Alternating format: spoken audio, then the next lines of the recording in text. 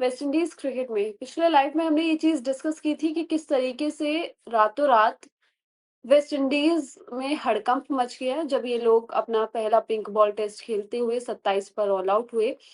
तो West Indies वालों ने अपने सीनियर बैटर्स को, ब्रायन लारा को, वेब रिचर्ड्स को, क्लाइव लॉयड को, उन सबको बुला लिया, उन सबको मैसेज भेजा गया कि एक मीटिंग होगी जिसमें तय की जाएंगी कुछ चीजें। तो आप आइए please, West Indies cricket board को वापस, मतलब एज अ प्लेयर्स के तौर पे वापस बिल्ड करने में हेल्प कीजिए, अपने अपने सुझाव दीजिए। Sir Clive Lloyd, Brian Lara और ये सब लोग गए वहां पे, वेब रिचर्ड्स पहुंचे और ये तमाम बातें हुई और कई कोट्स अब आ रहे हैं। कुछ लोग कोच और सेलेक्टर डैरेन सैमी से खुश नहीं है। कुछ लोग बात कर रहे हैं कि आईपीएल की वजह से चीजें खराब हो रही हैं। कुछ कह रहे हैं कि जो मार्केट शेयर है ना वो 3 कंट्रीज़ में बँट जाता है, इंडिया, इंग्लैंड और ऑस्ट्रेलिया में, तो बाकियों के पास कुछ बचता नहीं है, ये भी एक रीज़न है। और ये भी कहा जा रहा है कि हमारे टाइम पे, शायद ये ब्रायन लारा ने कहा था कि हमारे टाइम पे चीज़ें ऐसी होती थी कि हम स्टेट लेवल, डिवीज़न ये सब खेल के आते थे, वेस्ट इंडीज़ टीम का हिस्सा बनते थे। अब वेस्ट इंडीज़ क्रिकेट एक स्टेपिंग स्टोन हो गया है। टी20 जो ल्यूक्रेटिव फॉर्मेट्स हैं ये सारे, जिसमें आपको ज़्यादा पैसे मिल सकते हैं, उस चीज़ का कि आप यहाँ पे खेल के अपना थोड़ा-सा नाम कमाएँगे और तुरंत आपको कोई बड़ी आईपीएल हो गया, 100 हो गया, बीबीएल, एमएलसी तमाम लीग्स चलती हैं, बीपीएल, पीएसएल, उधर आपको मौका मिल जाएगा। तो ये उल्टा चल रहा है, इस चीज़ से भी परेशान है। किसने क्या कहा ये आपको साथ में बताते चलेंगे। सूरज जी, आप इस पे प्लीज़ बात करते शुरू करिए।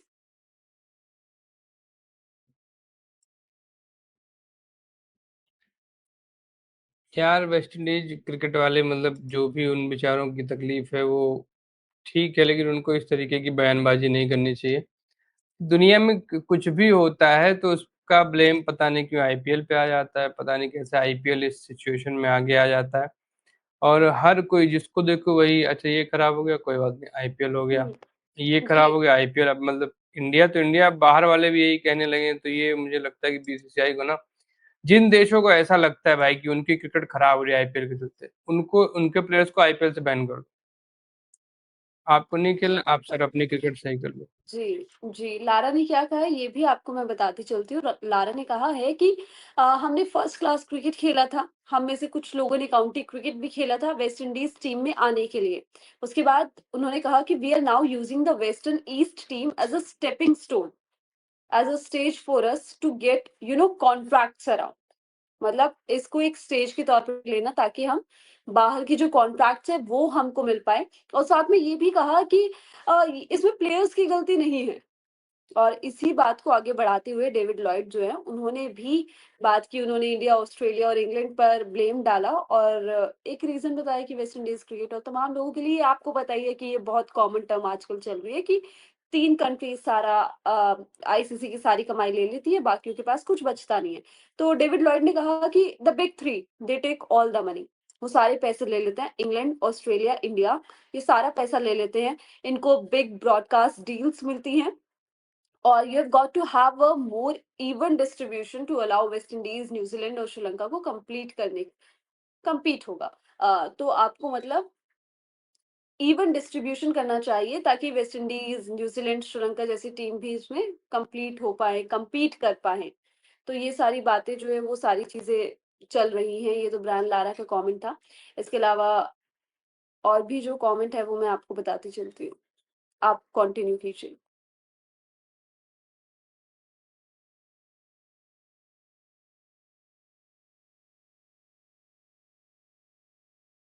आपको मेरी आवाज आ रही है? क्या बोलूं, मतलब बम्बल जी को मैं क्या बोलूं। बम्बल जी इतने बड़े क्रिकेटर थे, आजकल फुल टाइम कमेंट्स पास करते रहते हैं।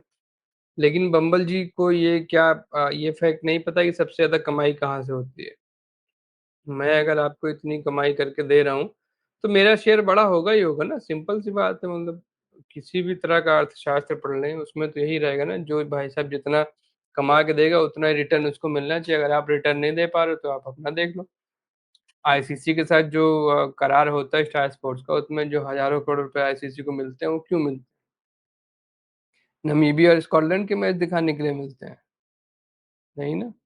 इंडिया इन्वॉल्व है, इंडिया के कम से कम 4 से 5 बड़े मैच होंगे, साउथ अफ्रीका के अगेंस्ट, इंग्लैंड के अगेंस्ट, न्यूजीलैंड के अगेंस्ट, पाकिस्तान के अगेंस्ट। ये सारे इंपॉर्टेंट मैच होंगे जिनकी भयंकर टीआरपी आएगी, जिनके विज्ञापनों से बहुत ज्यादा कमाई होगी, इन्हीं के आधार पे तो आईसीसी को पैसा मिलता है ना। तो जब सारी कमाई यहाँ से हो रही है तो यहीं पे वापस आएगी। अब ये थोड़ी ना कि बीसीसीआई आपको 500 रुपये कमा के दे रहा, फिर आप कहोगे अच्छा ठीक है हमारे 20 मेंबर हैं, अब सब में 25-25 रुपये बांट दूंगा मैं। ऐसे नहीं होगा ना भाई। मैं जब 500 पूरे कमा के दे रहा हूँ तो एटलीस्ट मुझे 200 तो दो वापस। 300 तुम लोग चलो आपस में बांट लो, 200 तो दो कम से कम। वरना क्या फायदा है फिर इस कमाई का। और इंडिया इतना बड़ा मार्केट है तो फिर निश्चित तौर पर आपको इसका ध्यान रखना होगा। अगर आप चाहते हो कि इंडियन मार्केट बनी रहे, यहाँ से आपकी कमाई होती रहे, तो आपको रिटर्न देना पड़ेगा उस संस्था को जो आपकी कमाई करवा रही है, और वो बीसीसीआई है। मतलब अब प्रीमियर लीग में आप देखो, प्रीमियर लीग में भी जो टीवी राइट्स हैं वो बढ़ते हैं। हर जगह पे टीवी राइट्स का अलग अलग कमाई होती है, लेकिन यहाँ पे जब यही चीज होने लगती है तो फिर समस्या हो जाती है। भाई देखो, सिंपल सी बात है, पैसे जहाँ से आ रहे हैं वहीं पे वापस जाएंगे। इंडिया इतना बड़ा मार्केट है, और अगर ये मार्केट कोई और देश होता तो उसको फायदा मिलता। अब इंडिया, ऑस्ट्रेलिया, इंग्लैंड, यहाँ पे क्रिकेट देखी जाती है, यहाँ पे कमाई होती है, तो यहाँ पे फायदा होगा। अब अ, इतने सारे जो एडवर्टीजमेंट हमको टीवी पे दिखते हैं, जो स्टेडियम में दिखते हैं, ये सारा कुछ पेमेंट कर रहे हैं ना। और जितना पेमेंट आपको आएगा उस हिसाब से फिर आगे जाएगा आईसीसी में, फिर आईसीसी उसी अमाउंट को बांटती है। और आईसीसी का बिजनेस मॉडल ऐसा थोड़ी ना है कि उनके तेल के कुएं हैं दुबई में, वहां से तेल बेच रहे हैं, फिर चलो भाई सब लोग अपना अपना हिस्सा ले लो। क्यों ले लो भाई, जो जितना कमा के दे रहा है उतना पाएगा। और बाकी जिसको मतलब ज्यादा समस्या हो, मुझे लगता है वो कोई दूसरा बोर्ड शुरू कर सकता है। ऐसा नहीं है कि आईसीसी के साथ बधे रहने में कोई मजबूरी है। आप अपना बोर्ड शुरू कर लो। और बम्बल इंग्लैंड वालों को क्यों नहीं कहते कि अपना एक अलग ही बोर्ड बना ले, एमसीसी को फिर से जिंदा कर लें, और एमसीसी को कहते हैं यही है क्रिकेट चलाएगी, और आ जाएं 2-4 देश मिला लें, मतलब ये भी करके देख ले।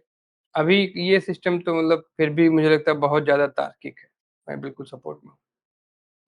और इससे अलग डेरेन सैमी पे भी सवाल होने लगे हैं, क्योंकि फॉर्मर जो कैप्टन रह चुके हैं वेस्ट इंडीज के, कार्ल हूपर, उन्होंने बात करी।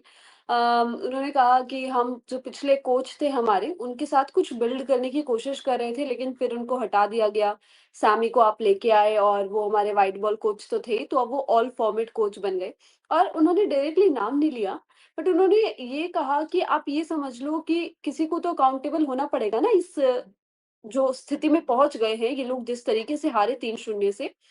तो आप, उन्होंने ये एग्जांपल दिया कि आप इमेजिन करो कि मान लो एक बंदा है जो ऑस्ट्रेलियन टीम को पिक कर रहा है, और इसके साथ वो इस टीम का हेड कोच भी है, तो उसके पास सारी पावर है। तो उनको अकाउंटेबल घोषित करना पड़ेगा ना, वो अकाउंटेबल होंगे ना, अगर आपकी चीजें नहीं काम कर रही है तो वही जिम्मेदार होंगे ना, कि आप क्या चूज कर रहे हो, आप हेड कोच भी हो, आप सेलेक्टर भी हो। तो ये सारी बातें उन्होंने शुरू कर दी, और इसके साथ ये भी, क्योंकि अब इन लोगों को इंडिया को भी होस्ट करना है, वेस्ट इंडीज वर्सेस इंडिया भी होगा, तो वो चीज़ें देखते हुए तो अब मतलब वापस बैक टू ट्रैक तो आना पड़ेगा, और इसमें कितना सीनियर प्लेयर्स का रोल रहता है। और वैसे एक चीज़ ये भी तो देखी जाती है ना कि जितना ये सीनियर प्लेयर्स हैं वेस्ट इंडीज क्रिकेट के, ये कितना प्रेजेंट टीम के साथ रहते हैं। मतलब बीच-बीच में आते हैं, कुछ इवेंट्स के लिए, कुछ सीरीज़ के लिए आते हैं, और फिर वो लोग चले जाते हैं।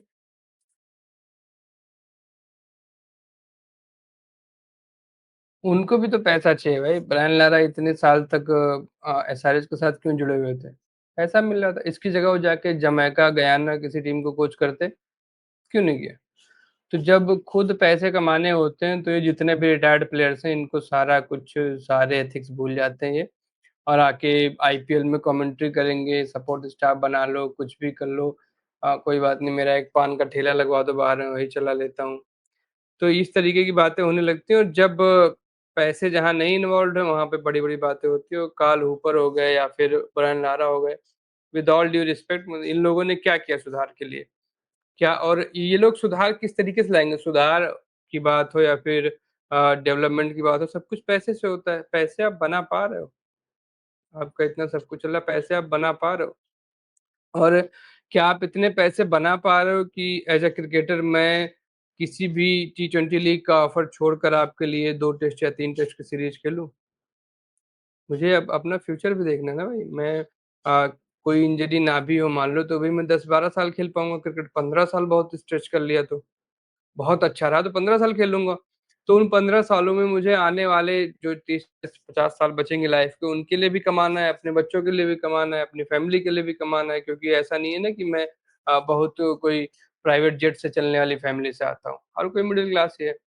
तो हर सबका फोकस पैसा है, और पैसे की जब पैसे फोकस रहेगा तो फिर दिक्कत होगी। तो वही है भाई, सब पैसा जिसको कमाना है वो इधर उधर जाएगा, क्योंकि आप आपके पास इतने पैसे हैं ही नहीं ना, आप बीसीसीआई थोड़ी ना हो।